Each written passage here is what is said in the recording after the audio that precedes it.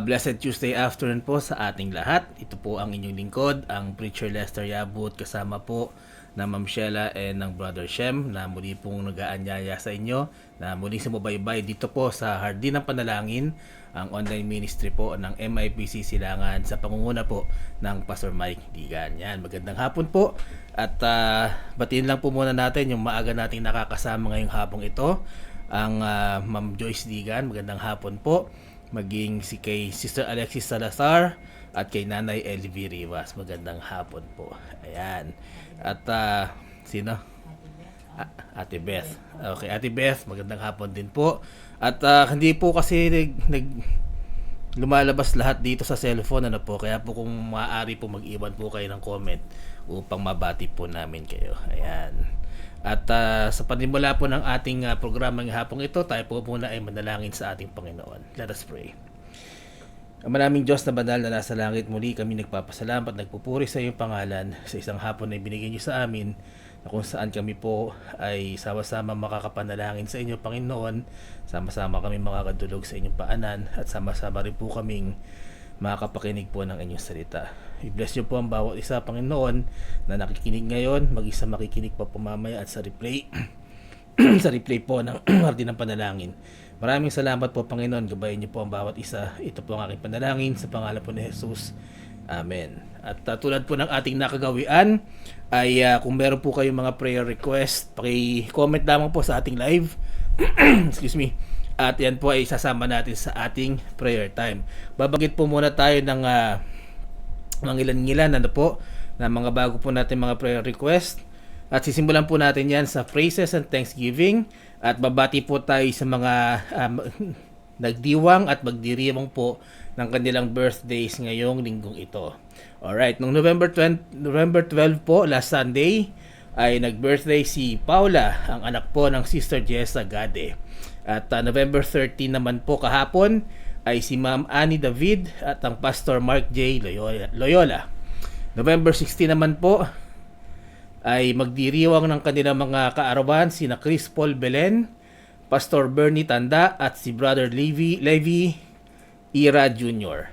And November 17 naman po si Ma'am Carol Andrada. Ayan. At happy birthday po sa lahat po ng nabanggit. Ano po? At November 12 po ay nagdiriwang naman po ng pastoral anniversary sina Pastor Ramiro Adona ng MIBC Maragondon at ang Bishop Fernando de Vega, ang Bishop Overseer po of LWBC and MIBC Churches. Ayan, ito po ay noong Sunday, kaya belated happy pastoral anniversary po kina Pastor Ramiro at Bishop Fernando de Vega. Ang sa church anniversaries naman po natin, November 26 po, ang MIBC Silangan sa pangunguna po ng Pastor Mike Digan ay magdiriwang po ng 7th year anniversary. Ayan, patuloy po nating ipanalangin ang MIBC Silangan, maging ang Pastor Mike at ang kanyang family. Dadako na po muna tayo sa ating praises. Mula po sa inyong lingkod, I'm praising God for His daily provision sa buhay at kalakasan po na pisikal at mental at spiritual na kanya pong binibigay sa akin at sa aking pamilya. And then from Sister Rosalinda Belen, nagpupuri sa Panginoon sa bawat blessing na ibinibigay po ng Panginoon sa kanila. At from Sister Carlota Belen naman po ay pag-iingat at pagtitiwala ng Panginoon sa amin mula sa maliit at malalaki pong blessing. Siyan po ang kanilang pinagpapasalamat. From Sister Lynn Hapitana, ang kanyang pong praises ay para sa kanyang family na laging merong good health at laging good health sa araw-araw, at salamat din po sa blessings na natatanggap namin at sa financial po at sa special number po namin sa Sunday. Ito po ang sinabi niya rito, kaya amen. At kung di niya na po itatanong, bago po matapos ang taon, ay nagkakaroon po ng special numbers ang bawat family sa MIBC Silangan. Ayan, bago po tayo magpatuloy, tignan ko naman po kung sino pa yung nakakasama natin ngayon. Si Puyo Yoli, magandang hapon po. At maging kay Ma'am Baby Villamiel. At kasama rin po natin si Bing Rain Severina, magandang hapon po. Ayan lamang po. Alright. At Tingnan ko na po. Opo, ipagpapray po natin ang safety po ng Blessed Hope Christian Academy students sa kanila pong gaganaping field trip kasama po ang staff sa Friday po, ano. At ayan po, pagpray po natin yan mamaya. Okay. At dadako naman po tayo at babanggit ng ilang sick brethren and loved ones. Patuloy ho natin ipanalangin ang father po nila Arnie Adrias na si Arnulfo Pedrosa Adrias na meron pong severe asthma. Siya po ay nag-undergo na ng operation na tinatawag po na tracheostomy last Friday at siya po ay patuloy na nasa ICU sa Heart Center. Patuloy po natin panalangin from Ma'am Joyce, ang Pastor Mike, Brother Sam, and Sister Milka na meron pong cough and colds. From Cerilyn Idos naman po, ang kanya pong panalangin ay maging okay na ang kanyang newborn baby ng pamangkin. Ang pamangkin niya under observation pa po dahil nag-overdue na po siya. Ayan, patuloy po natin siyang ipanalangin. Sama natin sa panalangin ang ating mga expectant mothers po, si Sister Angela Belen at ang Sister Agnes Casiao. Ayan, tingnan ko naman po. From Bing Rain Severino po, patuloy po natin panalangin ang kanyang mga loved ones, ang kanyang business na ipinagkaloob po ng Panginoon at let us also pray for more blessings. Ayan po. Nanay Tuding Severino, magandang hapon din po sa inyo. Salamat po sa muling pagsama niyo sa amin. At tingnan ko lang po rito. Ayan. Alright. At dadako po tayo sa ating ilang prayer request.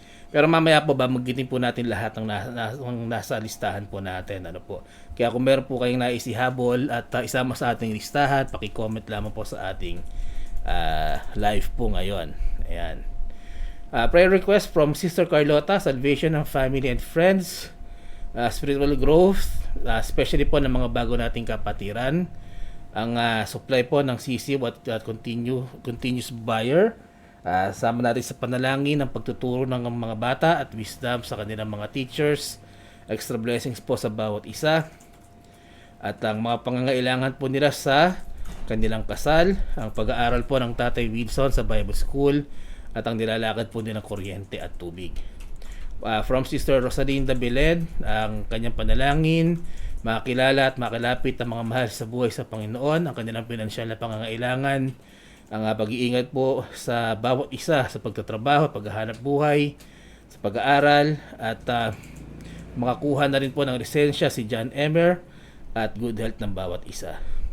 Ang panalangin po ng Sister Cerilyn Idos, financial needs po, ang good health po ng kanilang family at kaligtasan po ng asawa na si Jonel sa araw-araw na pagbibiyahe pa sa pag-iingat po kay Jonel sa kanya pong asawa. Ayan po. Okay, tapos sa Blessed Hope naman po, ang field trip po nila sa Friday, panalangin po natin. At sama rin po natin sa panalangin ang preparations po ng MIBC Silangan sa anniversary sa November at maging ang preparation po ng MIBC Silangan sa Christmas presentation. Ayan, tingnan ko naman po. Sister Helen Ortiz Paras, magandang hapon po. Kasama rin po natin ang Nanay Doris Santos, magandang hapon din po. Tingnan ko na po, ayan. Sige po.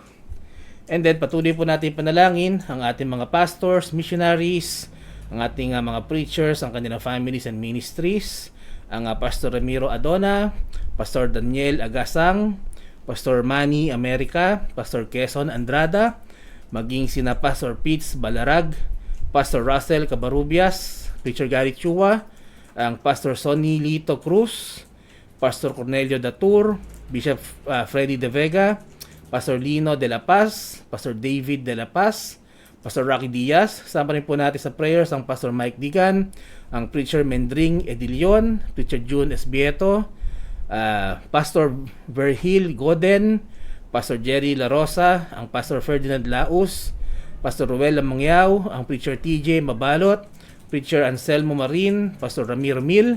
Sama rin po natin sa prayers Pastor Bernie Montero, Preacher Manny Nicolas, Pastor Rolly Nalido, Preacher Jebes Orara, Preacher Renato Orhino, maging sina Pastor Efren Padua, Pastor John Palye Jr., Pastor Adan Panisales. Sama rin po natin ng Pastor Lito Paraiso, Pastor Neil Kekep, Pastor Gerald Rapista, ang Preacher Jonathan Shapno, Pastor Alfredo Silaw, Pastor Bernie Tanda, Preacher Nelson Trinidad, ang Pastor Rodelio Tumulak, Preacher Mitch Viernes, at maging ang inyong lingkod, at maging ang mga pamilya po, at ang mga missions and churches po, ang kapatiran po ng mga kapastoran. At patuloy natin panalangin ang ating mga elders and the widows and widowers, maging ang ating mga mahal sa buhay. Ayan. Alright. Prayer request. Si Nanay LB. Sama natin po from Nanay LB Rivas, sama natin na si Pastor Virgilio Pansakala, may sakit po siya. Okay. Yan po, isasama natin sa ating prayer time. Magandang hapon din po kay Sister Carlota de Belen. Ayan. Alright, yan lamang po muna ang ating babanggitin. Pero mamaya po ay patuloy po nating ipapanalangin ang lahat ng nasa ating listahan. At may humabot pong praises kay Nanay Tuding, from Nanay Tuding, praises po. At nag-stop na po ang treatment for my head. Ayan, amen, praise God. At praying na patuloy na kalakasan, at pasama na rin po ang kanyang heart's desires. Amen. Sige po, kasama po natin yan, Nanay Tuding. And from Nanay Doris Santos, let us pray para po sa Malaysia family. Sa kanyang Malaysia family, ang kanyang anak, manugang at apo, at ang spiritual strength po. At dahil bagong Kristiyano pa lamang po ang manugang niya na si Daniel Go. Amen. Sige po, yan po ay ating sasama sa ating prayer time. At sige po, patuloy lamang po kayong magsabi at mag-comment ng inyong mga prayer request. Yan po ay ating sasama sa ating prayer time. At bago po tayo tumungo sa special number, magandang hapon din po kay Nanay Amihan Saryayapon. Ayan. At this point po ay makakarinig po muna tayo ng isang tanging bilang.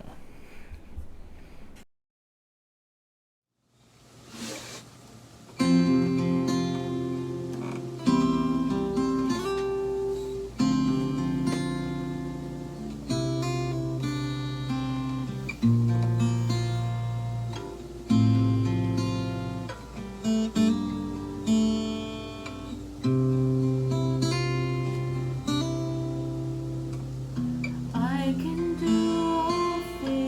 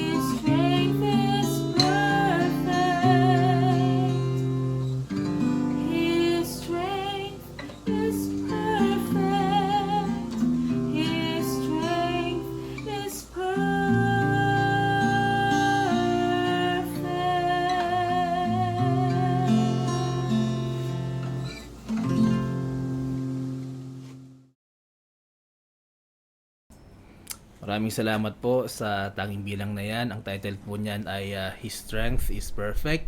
At ang mawid po ay si Sister Sheila at ang naggitara po ay ang Brother PJ. Kaya maraming salamat po sa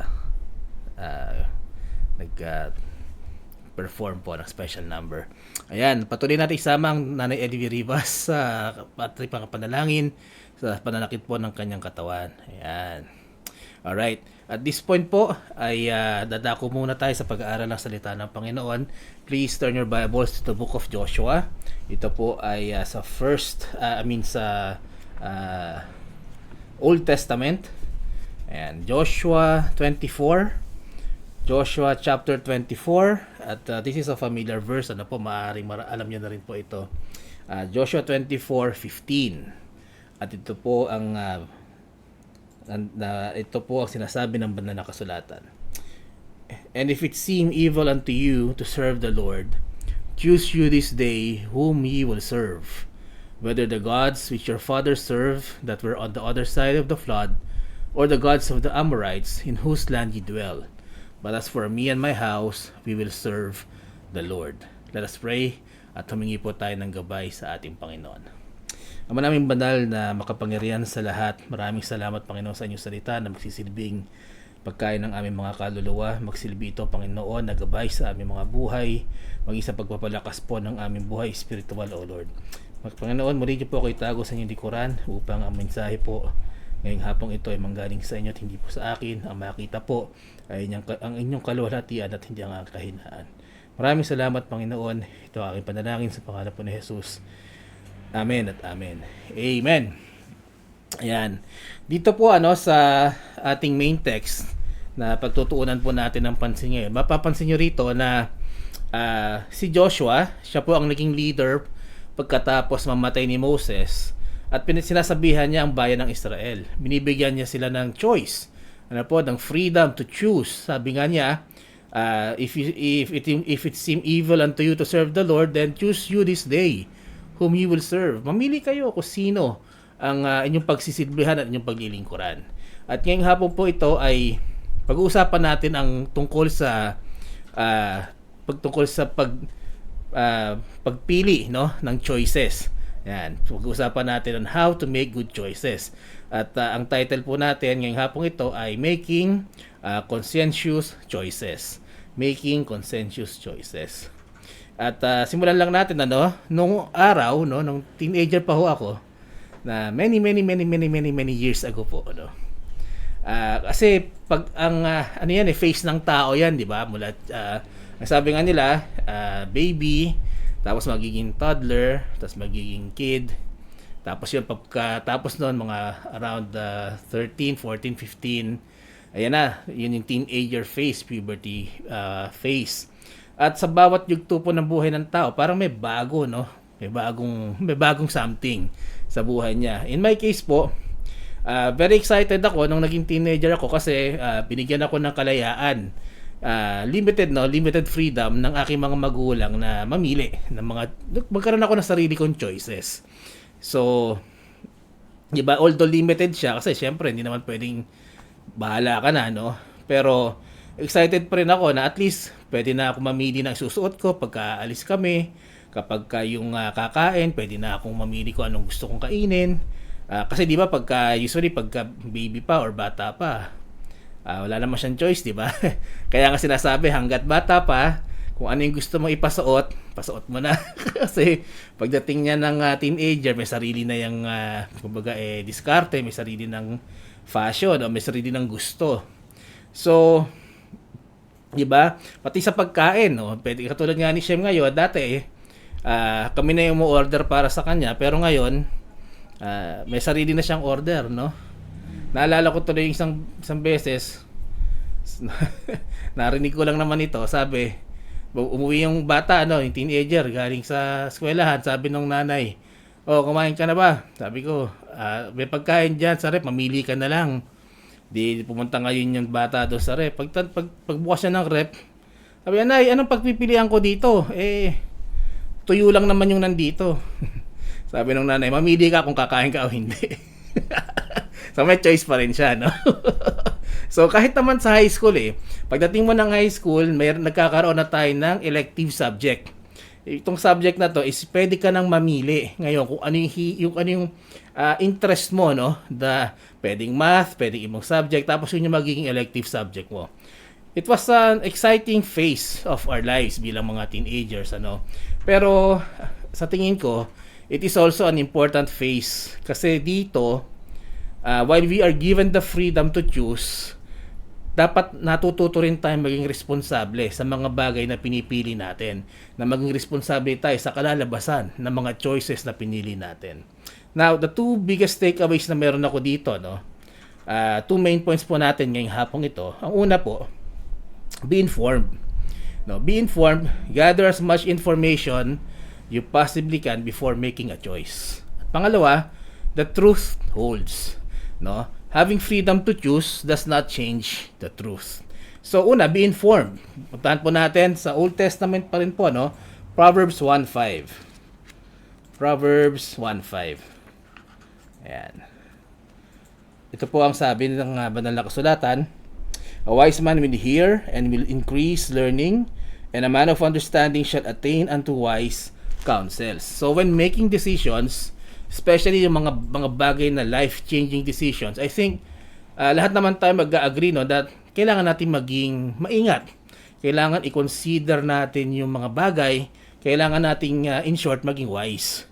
And then katulad ng binasa natin, sabi dito sa proverb, a wise man will hear to increase learning. Hindi siya yung parang impulsive decision maker o kaya depende sa feelings niya, di ba? A wise man will gather information, pwedeng self-study, pwedeng through experience, o katulad nung nabasa natin, through wise counsels, manghihingi siya ng payo, no? Kaya nga po, ang ating mga elders mayroong mabigat na katungkulan sa kabataan ng youth ngayon, because they are the elders, 'di ba? Ang tingin natin sa kanila, they are wise because of their life experiences.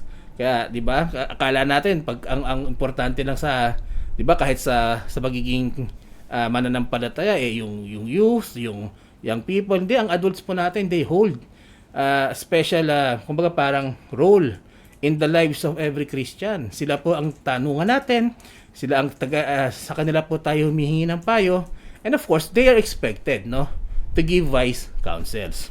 Now dahil dito, so a wise man seeks to be informed, 'di ba? Informed decision making ang tawag po rito. Be informed decision making bago gawin yung decision, hindi pagkatapos. So ano ibig po sabihin nito? It means that making wise decisions takes time. So hindi pwede kasi na parang kung life-changing decision, pagka may narinig mo itong mga bagay na to, go na agad. Dapat magkaroon tayo ng holistic view, no? Or informative view, base do sa decision o base sa sitwasyon na meron tayo. Of course, ina-acknowledge din naman natin na meron mga desisyon na kailangan mabilisan, no? May mga desisyon na hindi kayo hintayin. Pagka ganyan yung case, di ba? So, we still rely on our past experiences, kung ano yung current na knowledge natin about the situation, ano yung options na meron tayo. Pero, and then from there, you still choose the best option for you based on the situation. This also means na, di ba, pagdating sa pagdesisyon, kailangan meron tayong tamang tao na tinatanungan. So, wag tayong magtanong sa dentista kung ang sitwasyon natin, nagsisik tayo ng advice kung anong kotse yung bibilin mo, no? So, wag tayong magtanong sa mga kaibigan natin na tambay kung ang tanong mo ay tungkol sa pagkuha ng trabaho, no? Malamang hindi ka mabibigyan ng maayos na, baka sabihin sa sa'yo niyan, ako nga walang trabaho, hingan mo ako ng payo, no? Pero we also acknowledge that every one of us has a gift, regardless, ano po, we can learn from anyone. Kahit yung tambay na friend natin, malamang wala siyang trabaho, pero malamang street smart yan. Kumbaga may matututunan tayo sa bawat isa. Kaya nga, we should be able to discern, no, kanino tayo dapat pumunta base sa payo na hihingi natin, 'di ba? So this also means that it is also our responsibility kung ano ang gagawin mo doon sa impormasyon na makukuha mo, 'di ba? Gagawin mo ba 'yung sinabi ng mga nag-advise sa iyo, o gagawin mo pa rin yung sa tingin mo tama para sa sarili mo o yung gusto mo. At the end of the day, tayo pa rin naman yung gagawa ng desisyon. Hindi kasi yung ibang tao kasi minsan ipinapa sa ibang tao nila yung desisyon Diba, parang tatanungin nila, ano sa tingin mo to? Tapos parang, sige nga, ikaw na mag-desisyon para sa akin. Mga kapatid, sa buhay natin, dapat marunong tayong gumawa ng desisyon sa buhay natin. Kasi, pag ibang tao yung nag-decide para sa atin, especially sa mga desisyon na life-changing, baka pagka mali yung naging payo sa atin, o mali yung naging decision for us, manisi pa tayo. So we should be able to discern, have wisdom, get information, make informed decisions, and we should be the one responsible. Tayo dapat ang gumawa ng desisyon, no? At makakatulong siyempre dito yung vice counsels, yung mga payo, makakatulong yan. Kasi, kumbaga at least magkakaroon ka ng well-rounded opinion tungkol sa desisyon na gagawin mo. Now, take for example, so sa ating main text, sabi ni Joshua, kung sa tingin nyo masama ang maglingkod sa Panginoon, pumili kayo ngayon, choose who you want to serve. So Joshua is giving a choice to the children of Israel based on what they know, diba, about serving the Lord.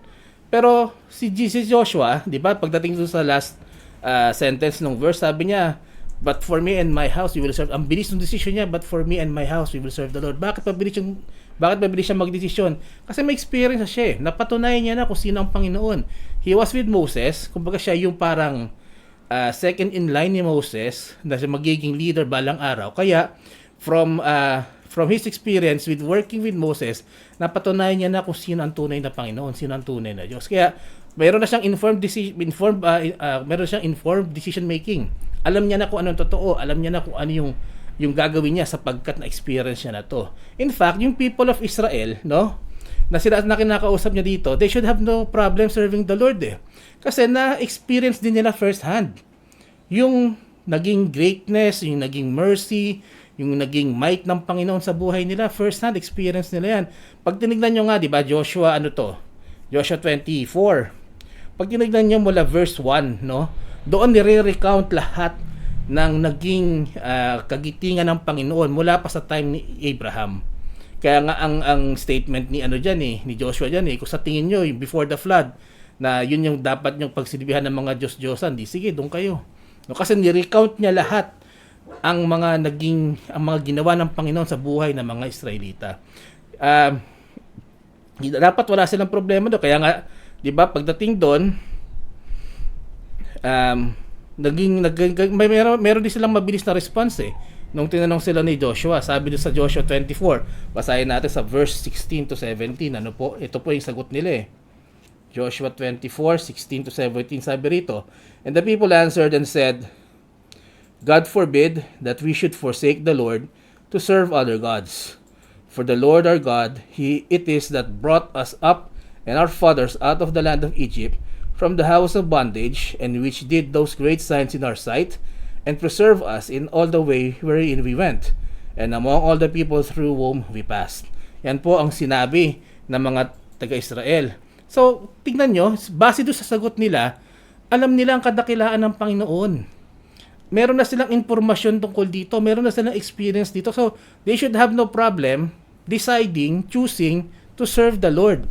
Pero alam nyo kung nakakalungkot dito, nagkaroon pa sila ng ganitong klaseng conversation na parang bagang sinasabi ni Joshua na alam nyo ang ginawa ng Panginoon sa buhay mo, pero bakit naglilingkod ka pa sa ibang Diyos-Diyosan? Diba? Yun yung nakakalungkot dito. You already know about God, you already know the might of the Lord, na siya ang one true God, but then again, nagkaroon kayo ng conversation, mamili ka, either ang ating Panginoon, yung tunay na Panginoon, o yung Diyos-Diyosan. Diba? Hindi kasi pwedeng pareho. Kasi kung mababasa rin natin dito, ang sabi din ni Joshua, God is a jealous God. Hindi po pwedeng kasambahin mo siya, paglilingkuran mo siya, tapos meron ka pang ibang pinaglilingkuran. Kaya sabi ni Joshua, choose ye therefore this day. Sino ang paglilingkuran mo? Now, bakit nagkaroon ng ganitong conversation?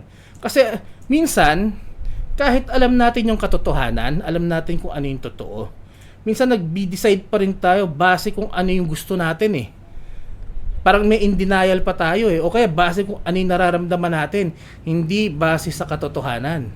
Yan po ang naging problema ng mga taga-Israel ng mga panahon na ito.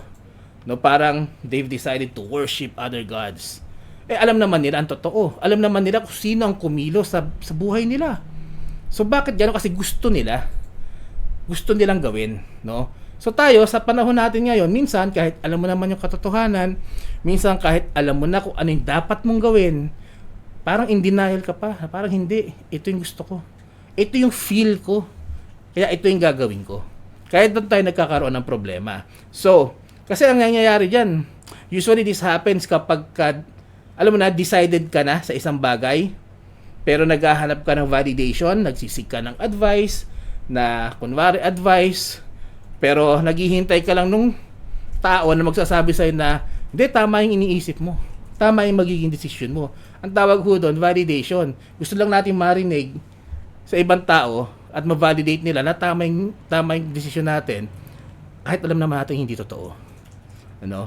So, kaya nga, maging maingat din tayo eh. Aside from dapat ang tinitingnan natin pag may nagpayo sa atin, sino yung nagsasabi ng totoo?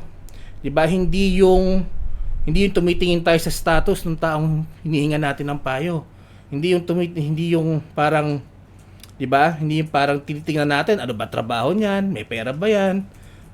Pagka minsan nga pagka bata ang nagpayo sa atin, minsan kahit tama yung sinabi ng bata, di natin sinusunod eh. Kaya ako, mapalad ako kasi ang nanay ko nung araw, naalala ko noon siguro mga 18 years old ako siguro.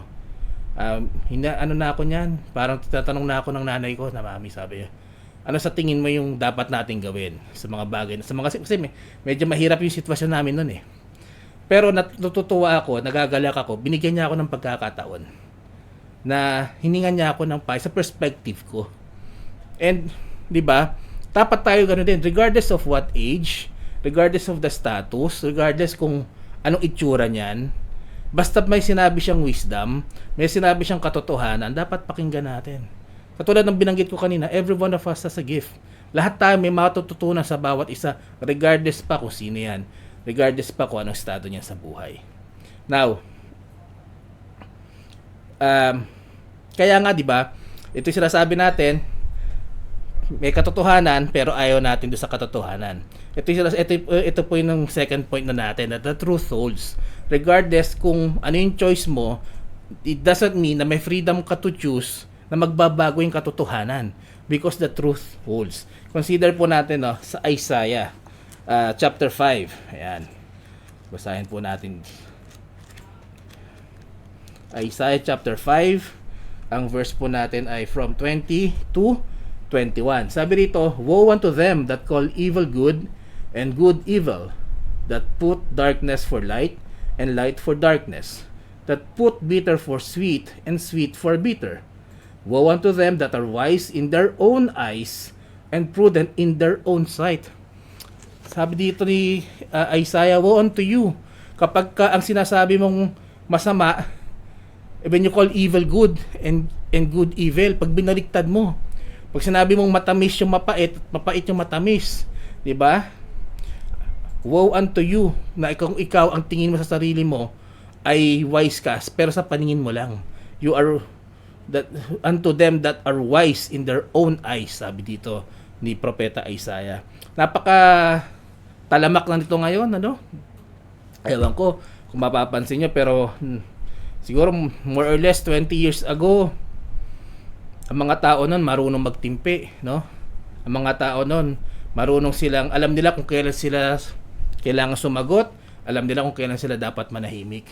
Ang mga tao ng araw marunong magrespeto ng privacy ng bawat isa, no? People in the old days, pag mayroong nagawang kasalanan, kahihiyan yun, diba? Tinatago nilang pilit yun. Yung ibang ang anak na itatakwil pa, diba? Pagka may nagawang kasalanan. Pero ngayon, diba? Encourage na ang bawat isa to speak your mind. Sige lang, mag-comment ka lang sa social media. Sige lang, mag-broadcast ka dyan, mag-rally ka dyan. Kahit minsan, yung sinasabi mo ay mali at disrespectful na. Wala nang respeto sa iba. Ang bahalaga lang ba, maisabi mo yung kalooban mo, yung nasa loob mo. paano kung makakasakit ka na ng ibang tao? Tama pa ba yun? No. Ngayon, mga tao, they don't respect privacy anymore. 'Di ba? Sa lahat ng cellphone ngayon, may camera, 'di ba? Pagka hindi mo nga alam baka nabibidyohan na tayo. 'Di ba? May ginagawa tayong dapat kumbaga parang in private, yung iba naman diyan parang mga parang reporter, no? Para may ma-upload lang, no? Wala nang respeto ang tao ngayon sa bawat isa. Ano pa? 'Di ba? People nowadays, 'di ba? Pinagmamalaki nila yung mga kasalanan nila. Yung mga dati na nakakahiya, pagka nalaman ng iba, ngayon, nakapost pa sa Facebook. Ilang beses tayo nakakita ng parang in broad daylight, nagkakaroon ng nakawan. Diba? In broad daylight, nakikita mo na parang pagka nagkahulihan, matapang pa yung kabit Oh. Noong araw, hindi naman ganyan. So, masasabi natin na tama ang sinasabi ng Biblia, darating tayo sa mga panahon. Perilous times will come, sabi ng Biblia, that people will wax cold, diba? And they will love themselves, diba? More than anything else. Na mawawala yung pag-ibig nila sa Panginoon, kundi ang pag-ibig nila sa sarili nila ang mangingibabaw. So, we know in our hearts na kung ano man yung nangyayari ngayon ay mali. Diba? The more people distance themselves from the Lord, na they think that they have sa tingin nila, akala nila meron silang kalayaan, na gawin yung gusto nilang gawin. Yung gawin na at tingin nila ay tama, pero hindi naman nun binabago yung katotohanan na mali pa rin yung ginagawa nila sa paningin naman ng tao at sa paningin ng Panginoon. No? Ganun din po yan pagka nag-make tayo ng choices. No? When we make choices, pagka tayo gumawa ng choice based sa kung ano yung nararamdaman natin at hindi yung katotohanan, hindi po nagiging totoo yung nararamdaman natin. Ano po? Halimbawa, sa mga estudyante natin dyan, halimbawa, nag-cutting classes kayo. Ewan ko kung yun pa rin yung term ngayon. Pero nung araw, pag nag-cutting class ka, hindi naman tumitigil yung klase para sa'yo. Patuloy pa rin yan. At and you will need to face the consequences next day. Diba? Kung nag-exam pala sila, di wala kang quiz. Diba? Kung nagpa-project yung teacher mo, hindi mo pala alam. O kung naisumbong ka sa magulang mo, then you will face the consequences. Halimbawa, pagka nag-decide ka na wag na magbayad ng bills mo, pagka hindi ka na nagbayad ng mga pinagkakautangan natin, hindi naman nawawala yung utang Andun din yun. Hindi ibig sabihin na hindi ka nagbayad, magically mawawala yung na meron kang pinagkakautangan. Andun pa rin yun. Pag nga bangko yan, kukulitin ka niya, tatawagan ka niya, di ba? So, if you decide not to pay your bills, hindi naman mawawala yun Meron ka pa ring babayaran. Sooner or later, sisingilin ka pa rin, kailangan mo pa ring bayaran. Now, when you decide to stop serving the Lord, hindi nito binabago ang katotohanan na tayo ang may kailangan sa Panginoon at hindi niya tayo kailangan. And serving the Lord fulfills this need. Akala kasi ng iba, pagka naglingkod tayo sa Panginoon, binibigyan natin ng pabor, parang may pabor ang Panginoon sa atin Parang may utang na loob ang Panginoon sa atin kasi we are worshiping Him. Tandaan po natin, sabi sa Biblia, it is right for us to worship God because He is God. No, wala hong utang na loob ang Diyos sa atin. In fact, tayo ang may utang na loob sa Kanya. So, akala ng iba, pagka naglingkod ka, it fulfills a need from God to be worshipped. Hindi po. It fulfills our need to worship God. Pangangailangan po ng tao ang na-fulfill dito. At yun po ang katotohanan. Di ba? And also, it does not change the fact na kapag nagdumistansya ka sa Panginoon, maaaring may mga implikasyon to sa iyong buhay spiritual. Manlalamig ka at papasukin ka na ng mga gawa ng mundo. At ang gawa ng mundo ay laging may consequences sa buhay Kristiyano. So what's the point here? Be careful in making decisions. Make sure na we are informed at yung alam natin, yung information na pumasok sa atin, na verify natin, hindi siya fake news. It is the truth before making the decision. Bakit? Kasi meron tayong mga desisyon sa buhay na pag ginawa mo, wala nang balikan Wala nang reverse. Diba? Wala tayong time machine Diba? Minsan nga sa tanongin natin, kung may mababago ka sa buhay mo, ano yun? Kung makakabalik ka ng point na yun. Wala tayong ganun. Diba? Kaya maging maingat tayo sa mga desisyon na gagawin natin. Halimbawa, kapag nag-decide tayo magbisyo, bisyo, yung bisyo na yan, sumisira sa ating mga katawan. Especially yung mga droga, di ba? Ang tinisira niyan, utak eh. Tigilan mo man yan, meron na yan naging epekto sa physical mo na katawan na hindi mo na ma-reverse, hindi na gagaling. Diba? Meron ho akong kakilalang ganyan na dati siyang gumagamit at ngayon iba talaga pagkausap mo siya. Iba. At minsan magtataka ka, bakit kaya ganun yung sagot niya doon sa tanong ko? O kaya minsan matutulala siya na para bagang ang matagal magproseso yung utak. No. Halimbawa, nag-decide ka, 'di ba? Pag maging maingat din po tayo sa pagde-decide natin ng priorities natin. No? Especially sa kabataan mo. Kapag pinrioritize mo yung pag-aaral, pag pinrioritize mo yung mga tamang dapat i-prioritize, tulad nung magkaroon ng direksyon yung buhay mo, o kaya ano bang priority mo? Pag-aaral mo o o magkaroon ka lang ng mga party-party, no? Yung yung socialization lang, 'di ba? Depende sa priority mo eh. Meron niyang impact sa buhay mo. 'Di ba? Sa later times, sa later life mo meron impact 'yan. At kung ikaw ay naging masipag kasi ang pag-aaral diyan, nade-develop yung character mo eh. So kung paano ka mag-aral, most likely yung behavior mo sa kung paano ka mag-aral, ganun ka rin pag nagtrabaho ka. Pero kung hindi mo pinrioritize yung pag-aaral mo, ang gusto mo lang masarap na party, at bisyo dito, bisyo dyan, magigising ka na lang, 50 anyos ka na, wala ka pang nagagawa sa buhay mo. O kaya 50 anyos ka na nanay mo pa rin nagpapakain sa'yo, tatay mo pa rin ang bumubuhay sa'yo. Nakakahiya. So, decision sa buhay habang bata pa, may impact yan pagtanda natin. Maging maingat din tayo, no? Especially sa mga kabataan natin dyan, sa mga young adult natin, sa young people natin. Mag-ingat kayo sa pagpili ng inyong mapapangasawa. Sapagkat yan ay pakikisamahan nyo habang buhay. Sapagkat sa ating pong pananampalataya, kahit ano pa ang sabihin ng mundo, wala pong diborsyo sa buhay ng isang Kristiyano. Kung sino yung pinili mo, pakisamahan mo yan. Pinili mo yan eh. Kung ano man ang ugali niyan, titiisin mo yan. Kaya nga mahalaga, di ba, na huwag tayong parang impulsive pagdating sa ganyang, especially sa ganyang mga aspeto ng buhay, sa pag-aasawa, no? Kilalanin natin mabuti muna. Tapos tanungin mo sa sarili mo, itong taong ito, for the next 50 years, kaya ko ba siyang makasama sa isang bubong? Matitiis ko ba yung ugali nito? So, ganun. Ganun ang pagpili, ano? So, maging maingat tayo.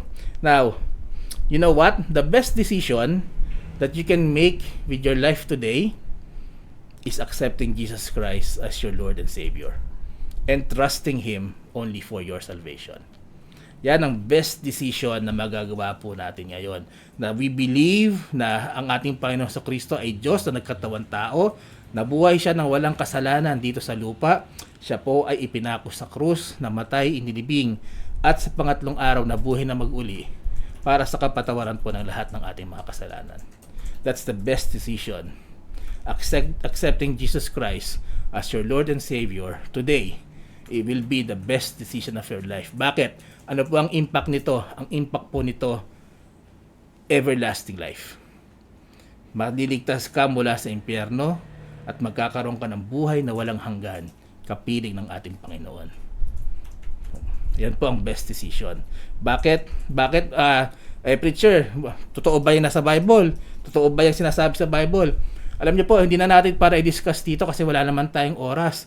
Pero napakarami na po ngayon sa age natin, no? Sa era natin na merong Facebook, mayroong YouTube, pwede kang mag-research ng mga evidences kung paanong napatunayan ng mga tao na totoo ang sinasabi ng Biblia. Historical evidence, makikita mo doon yung mga events na nangyari sa Bible. At kung nangyari historically, yung mga bagay na yon, sino makakapagsabi? 'Di ba? Ang conclusion lang diyan is yung mga propesiya pa na hindi pa natutupad sa Biblia ay mangyayari din. So, yan po ang evidence diyan. Yan ang informed decision making diyan. Yan po ang pag-gather ng data kung ano yung paniniwalaan natin. Now, just like Joshua, no? When you accept the Lord as when you accept Jesus Christ as your Lord and Savior, choose to serve Him. Decide today which you will serve. Diba? I will leave you with this verse po, sa James 1:5. If any of you lack wisdom, let him ask of God, that giveth to all men liberally, and upbraideth not, and it shall be given him. Sa mga desisyon po na gagawin natin sa buhay, maliit man yan o malaki, let us always ask wisdom from God. Yan po, sa mga kapatid, make choices carefully, ask God for wisdom, be sure to have wise counsel and truthful information before making your decision. Yan lamang po ang ating devotion this afternoon. Nawa po ay naging pagpapala ang ating short devotion. At tayo po ay dadako na sa ating pananalangin. Okay. Tignan ko lamang po muna dito.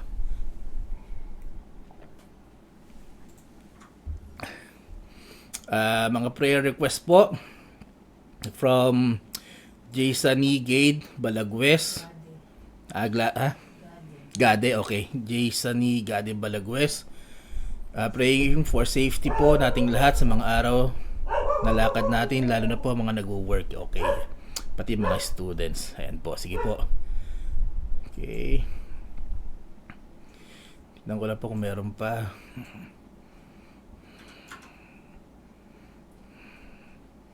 Ayan. Magandang hapon po, Deacon Joseph Crame, Deacon George Cardenas, magandang hapon din po. At Tita Remilia Diaz Alegre, magandang hapon po. At salamat po sa pagsama niyo sa amin. Ayan.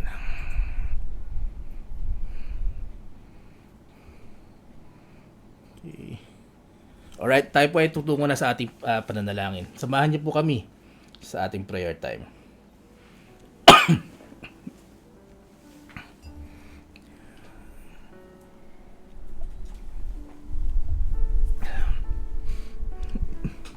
Let us pray. Ama naming banal na makapangyarihan sa lahat, salamat po muli, Panginoon, sa inyong salita na nagpapaalala sa amin na sa bawat desisyon na aming gagawin na kami po ay humingi po ng karunungan mula sa inyo, Panginoon, na kayo po ang maging sandala namin at gabay sa bawat desisyon na gagawin namin sa aming buhay. Kami po ay nagpupuri, nagpapasalamat, Panginoon, sa mga nagdiriwang po ng kanilang kaarawan ngayong linggong ito. Patuloy niyong hawakan ng kanilang mga buhay, pagpalain niyo po sila, bigyan niyo po sila ng mahabang buhay, maging sa mga answered prayers, O Lord, sa mga provisions na ibinibigay niyo sa amin sa araw-araw. Kami po ay nagpapasalamat at nagpupuri sa inyo, Panginoon. Dalangin ko, Panginoon, na patuloy niyong pagalingin ang aming mga mahal sa buhay na may karamdaman. Dalangin ko si Zori Grifalda sa kanyang rayuma at si Cornelio Grifalda sa kanyang kalusugan. Maging ang buong Grifalda family. Si Mary Ribamonte na may brain tumor, Panginoon, siya po ay inyong hawakan. Dalangin din namin, Panginoon, si Mark Suarez, siya po ay inyong pagalingin. Maging si Princess Julianda na may hika at pagdurugo ng ilong, at si Arcel na may karamdaman. Patuloy ka nilalapit, Panginoon, si Ana Pulido na may goiter problem. Maging si Angelina Kitoriano na na-stroke at nasa ospital, Panginoon, hawakan niyo po siya at pagalingin. Maging si Mrs. Jean Santos na mayroong chills and fever. Dalangin namin, Panginoon, ang speedy recovery ni Gay Castillo Doctor, Yen Uiliwa Badsarivic, Saraya Chua, Kasen Castillo, at si Eliza Rojas, maging si Norma Castillo.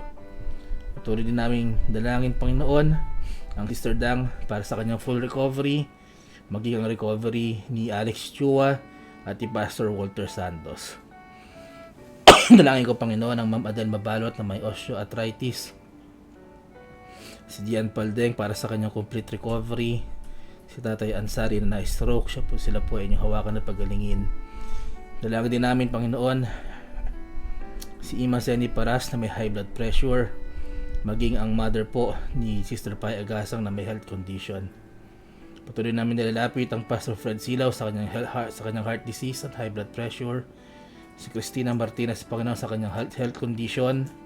Si Mapi Antonio, ang kanya pong asawa na nagkaroon ng mild stroke, siya po inyong hawakan, Panginoon. Maging si Laila Lagon na mayroong kidney stones. Dalangin din namin, Panginoon, si Philomena Belen sa kanyang kalakasan, sa kanya pong karamdaman sa namamaga pong kanyang tuhod, siya po inyong pagalingin. Maging, Panginoon, ang Nanay Elvie Rivas, niya po inyong pagalingin sa kanyang sakit na katawan na nararamdaman. Tuloy namin, Panginoon, ang recovery po ni Geraldine Tenco sa kanyang health issue. Maging ang si Ariel Isidro na may sakit at may mga health condition, Panginoon. Hindi, Panginoon, pagalingin niyo po ang Nanay Leonardo Saren sa kanyang mga karamdaman. Gayon din si Flor Chua sa kanyang pananakit at cramp sa kanyang right side of the body. Dalangin din namin, Panginoon, si Francis Gicaraya na na-stroke. Maging si Jaisel Juarez na na-diagnose po ng cervical cancer. Sila po inyong hawakan at pagalingin. Patuloy namin nilalapit, Panginoon, si Arnulfo Pedrosa Adrias sa kanyang recovery, full recovery sa kanyang operasyon. Nawa po, Panginoon, patuloy niyong higawad ang inyong papagpalang kamay sa kanyang kagalingan. Maging kay Bethany Cobrador na nasa PICU, Panginoon, dahil sa pneumonia, siya rin po inyong hawakan. Dalangin din namin, Panginoon, si Alda Balagwes, Panginoon, na nasa ospital. Siya po ay hawakan sa kanyang karamdaman. At patuloy namin nilalapit, Panginoon, si Amparo Cruz sapagkat bumalik po ang kanyang cancer. Maging si Pastor Vera Pansakala na may sakit, sila po ay inyong pagalingin. Hindi ng Nanay Elvie Rivas, Panginoon. Dalangin din namin si Arlene de la Cruz, pagalingin niyo po ang kanyang hika at ubo. Ngayon din, patuloy niyong pagalingin ang Pastor Mike Digan, ng Brother Sam and Sister Milica sa kanilang cough and colds. Patuloy naming nilalapit si Jacob Zapata na sana ay gumana po ang kanyang mga iniinom na gamot para hindi na po siya magkaroon ng neck surgery. At dalangin din namin si Jess Agade, Panginoon, ang Sister Jess Agade na gumaling po ang kanyang hika. Maging ang Nanay Tuding Severino, kami po nagpapasalamat sa kagalingan na binigyan niyo sa kanya. Patuloy niyo po siyang bigyan ng full recovery at patuloy niyong hawakan ng kanyang kalusugan. Dalangin din namin, Panginoon, ang nilalapit ni Sherilyn Idos, ang kanyang newborn baby na pamangkin na under observation po. Ito po ay inyong hawakan, Panginoon, at bigyan ng malakas na pangangatawan. Patuloy namin nilalapit, Panginoon, ang aming mga mahal sa buhay na may malubhang karamdaman. Si June Santos na nagdadialysis, si Emma Reyes, si Lorea Jade Borja, si Corazon San Jose, si Julita Eliceralde, si Mary Rebamonte, si Jaisel Suarez at si Amparo Cruz na may cancer. May din si Efren Inocencio, si Berbarda Lopez, si Perdis Kaar at si Frank Hardy na may mga komplikasyon sa diabetes. Kayo, Panginoon, ang magbigay ng kagalingan sa bawat isa. Magbirakulo po kayo sa buhay nila, Panginoon, at kayo na rin po ang bahala na magbigay ng mga provisions para sa kanila. Patuloy niyo pong ingatan, Panginoon, ang aming mga expectant mothers na sina Sister Angela Belen at Sister Agnes Casiao. Dalangin ko rin, Panginoon, ang mga anak ng Sister Dang Chua na si Grace, Faith and Mercy. Patuloy niyong gabayan ng kanilang pag-aaral. Yun din, Panginoon, na patuloy silang bigyan ng wisdom and understanding. Maging kanilang Philippine and Taiwan trips, kayo pa mag-provide para dito, Panginoon. Dalangin din namin ang apo ni Yan Oilua Madsarivic sa kanyang continuous health and growth. Patuloy niyong bigyan ng kalakasan si Emily Muse, maging guidance and strength para kina Christine and Cathy Vu. Patuloy niyong bigyan ng kalakasan, Panginoong, pisikal at spiritual at maturity si Shem, maging ang pag-aayos po ng petition papers ni na Brother Robert Soriano. Kayo po ang maggabay dito. Patuloy kong dinadalangin, Panginoon, ang physical and spiritual strength ng Nanay Dory Santos. Patuloy niyong hawakan ang kalusugan po ng mga mahal sa buhay ni Maricel Peña Quiambao. Ngayon din, Panginoon, ang kalusugan po ni Bing Rain Severino, ang kanyang mga mahal sa buhay, ang kanyang business, Panginoon, inyo pong hawakan. Gawin din, Panginoon, nilalapit ko ang spiritual life and studies ng Brother Sam, Sister Milka, and Brother Sean. Pag-iingat niyo po kay Sister Milka at Kate Pastor sa kanila pong pagbibiyahe. Yun din, Panginoon, nilalapit ko si Malulaw at ang kanyang family members. Bigyan niyo po sila ng spiritual growth at protection at patuloy po sila makapaglingkod sa inyo. Dalangin ko rin, Panginoon, ang Ma'am Jenny Rapista, ang kanila pong ministry sa Lawaan Antique ng Pastor Gerard Rapista. Kayo po ang magpala sa inyong gawain dyan at kayo rin po magbigay ng provisions at pangangailangan po sa inyong mga manggagawa. Patuloy ko nilalapit ang Ma'am Baby Villamiel. Bigyan niyo po siya ng maayos na kalusugan, ang kanyang mga heart's desires at maging spiritual strength po sa kanyang pamilya. Spiritual strength din po, Panginoon, ang igawad niyo sa Carpio family, maging sa Inocencio family at sa Abdul Sarak family sa Singapore. Dalangin namin, Panginoon, si Aida Ki Ejok and family members, bigyan niyo po sila ng protection and good health. Gayon din ang good health and strength para kay Corazon Bernardo. Nalalapit din namin si Rosario Galdones. Bigyan niyo po siya ng kalakasan at magandang kalusugan, maging kay Joel Eve at kay Reynan, maging at kay Jomar na makatapos po siya ng pag-aaral. Patuloy ko nilalapit, Panginoon, ang spiritual growth and maturity and salvation of the whole family, ng family po ni Marian Cabana, maging ang pag-iingat po sa trabaho ni Mama Lilia Pobocan at maging kina Jason Hapitana at Jake Hapitana. Hindi, Panginoon, nilalapit ko ang Ate Lilibet Akong, kanya pong heart's desires, O Lord, at patuloy po kayong kumilos sa kanilang buhay. Patuloy ko nilalapit, Panginoon, ang approval po ng requirements ni Kuya Franz pabalik sa US at ang heart's desire po ng Tita Percy Zapata. Dalayan ko rin, Panginoon, si Sister Jessa Gade.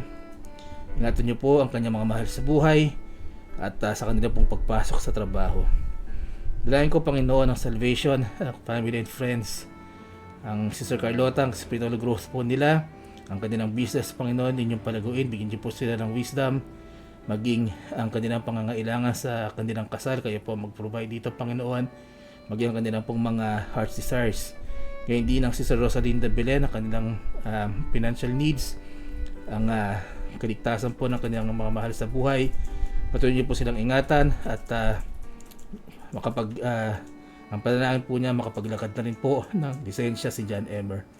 Dalayan ko rin, Panginoon, ang financial na pangangailangan ng Sister Cerilyn Idos.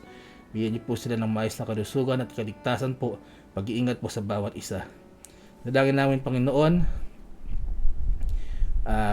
ang kahilingan po ng Sister Dory Santos para po sa kanyang Malaysia family, ang kanyang anak, Mandugang at Apo. Bigyan niyo po sila ng spiritual strength at gabayin niyo po ang kanyang mga mahal sa buhay doon, maging ang kanyang manugang na si Daniel Go. Dalangin ko rin, Panginoon, ang safety ng bawat isa. At yan po ang kahilingan ni Jaysani Gadi Balagwes at maging ang kaligtasan po at pag-iingat sa bawat isa. Dalangin ko, Panginoon, ang Blessed Hope Christian Academy. Patuloy niyo pong gabayan ng bawat isa. Maging sa field trip po nila sa Friday, ingatan niyo po ang staff at ang mga estudyante na sasama po rito at ibalik niyo po sila ng ligtas sa araw na yon. Dalangin ko, Panginoon, ang spiritual lives and members and church finances ng MIBC Silangan, ang candidates for water baptism, maging ang nalalapit na kasal po ng Brother Wilson and Sister Carlota. Dalangin namin, Panginoon, ang mga seniors, elders namin, ang mga mahal namin sa buhay. Patuloy niyo pong gabayan ng bawat isa, hawakan, pagilingin sa mga karamdaman. Kayo po ang mag-provide ng kanilang pangangailangan, ngimiging ang mga loved ones po namin at mga pastor at inyong mga lingkod na nabanggit kanina. Kayo po ang mag-provide, Panginoon, sa mga pangangailangan ng bawat isa.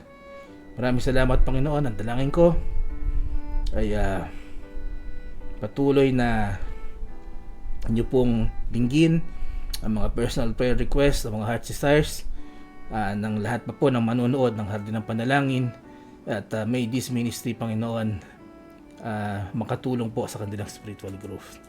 Maraming salamat, Panginoon. Ito pa kay panalangin sa pangalan po ni Jesus. Amen at amen. Ayan.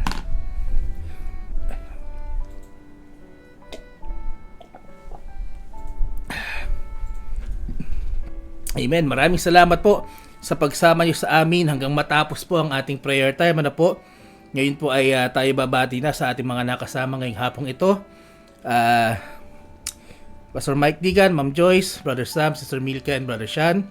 Nakasama rin po natin si Brother Alexander Mabansag, Nanay Elvie Rivas, Ate Beth Ako, magandang hapon po.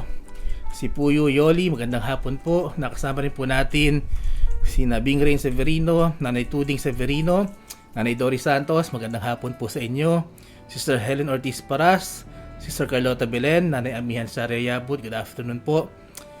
Sister Serin Idos, Deacon Joseph Crame, Arcil Moreno Manigo, magandang hapon po sa inyo.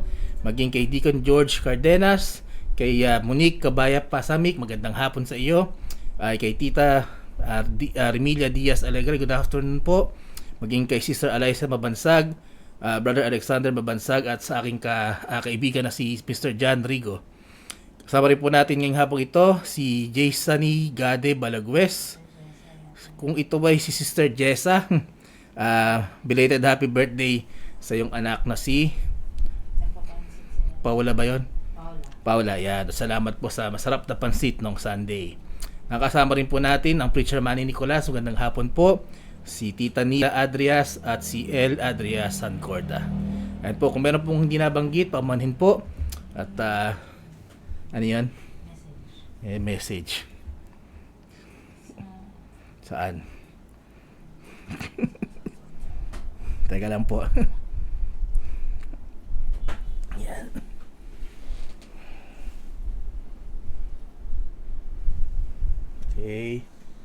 Okay. Praying for speedy recovery.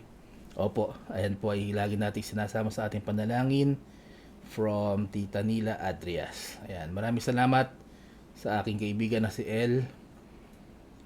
Ayan, at ano pa ba? Birthday ng anak ni Tita Nila. Okay, at happy birthday din po sa anak ni Tita Nila Adrias na si Jay Adrias. Ayan. Alright, muli po, nagpapasalamat kami sa pagsama nyo sa amin ngayong hapong ito. Ang Hardin po ng Panalangin ay babalik sa Thursday sa ganap na alas 5 po ng hapon. At pangungunahan po tayo ng Preacher Gary Chua, at sa Friday naman po ng Brother Sam Digan. Bukas po ang midweek service po ng MIBC Silangan sa pangunguna po ng Pastor Mike Digan. Muli kami po nagpapasalamat sa inyong pagsama sa amin. Magkita-kita po muli tayo next Tuesday kung loloobin ng Panginoon. Maraming salamat po. Patuloy lamang po tayo magtiwala sa Panginoon. God bless you all.